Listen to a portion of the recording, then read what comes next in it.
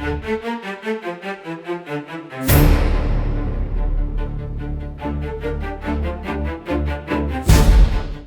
అండి, అందరికీ నమస్కారం.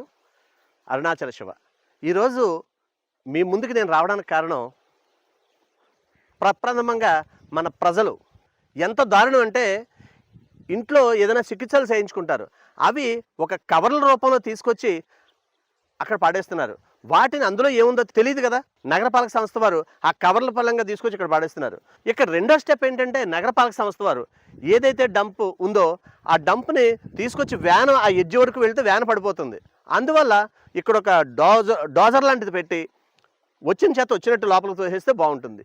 లేకపోతే ఏమవుతుందయ్యా అంటే, ఈ కవర్లు వాటిలో వీటికి ఆహారం లేక ఆవులు ఇక్కడ వచ్చేస్తున్నాయి. ఆ కవర్లలో ఏదో ఉందని ముట్టుకోవడం, అది తినడానికి ప్రయత్నం చేయడం, అది వాటికి గుచ్చుకోవడం.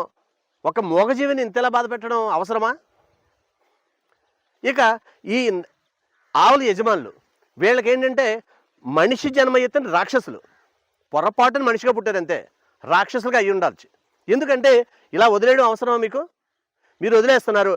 అవి ఇక్కడ రకరకాల కెమికల్స్ కానీ ఇంకోటి కానీ తినేస్తున్నాయి. మళ్ళీ ఇంటికి వచ్చిన తర్వాత సాయంత్రం ఆ పాలు పితికి ప్రజలకు ఇచ్చేస్తున్నారు. వాళ్ళ రోగాలు, మీకేమో డబ్బులు. ఎంతవరకు అవసరం? మనిషికి తగిలితేనే ఇది అవుతాం. మూగజీవానికి పైనుంచి కింద పడిపోయి అది దాన్ని పైకి తీసుకురాలేము, అంత లోతు నుంచి అక్కడ వదిలేయలేము. ఏంటి పరిస్థితి? ఈ విషయంపై ప్రతి ఒక్కరూ, బాధ్యత గల ప్రతి పౌరుడు ఆలోచించాలి. ఇంట్లో చెత్తని కవర్లో వేసి తడి చెత్త పొడి చెత్త అనేది నగరపాలక సంస్థ వారు చాలా చక్కగా ప్రచారం చేస్తున్నారు. వారికి ఇవ్వండి, నష్టం లేదు, ఒక గంట అటు ఇటులో. రెండోది, ఇలాంటి ఎవరైతే ఆవులు వదిలేసి వాళ్ళ ఇష్టారాజ్యంగా బాధ్యత లేకుండా ఉంటారో వాళ్ళకి చెప్పండి, ఎందుకు అలా వదిలేస్తున్నాం, మూగజీవాలు ఎందుకు ఇబ్బంది పడుతున్నాం అని చెప్పేసి. అప్పటికి వాళ్ళకి కొద్దిగా జ్ఞానం వస్తుంది. మనం రాజమండ్రి నగరంలో చూస్తున్నాం, ఎక్కడికక్కడ ఆవులు రోడ్డు మీద పడుకుని ఉంటాయి. అటుగా వెళ్ళే లారీలు కావచ్చు, బస్సులు కావచ్చు, వ్యాన్లు కావచ్చు, ఏదైనా సరే ఆ కాళ్ళ నుంచి ఎక్కేయడం, చాలా ఇబ్బంది పడ్డాం. ఇది అవసరమా అండి? మూగజీవాలను ఇంతవరకు బాధ పెట్టడం? గమనించండి. Thank you.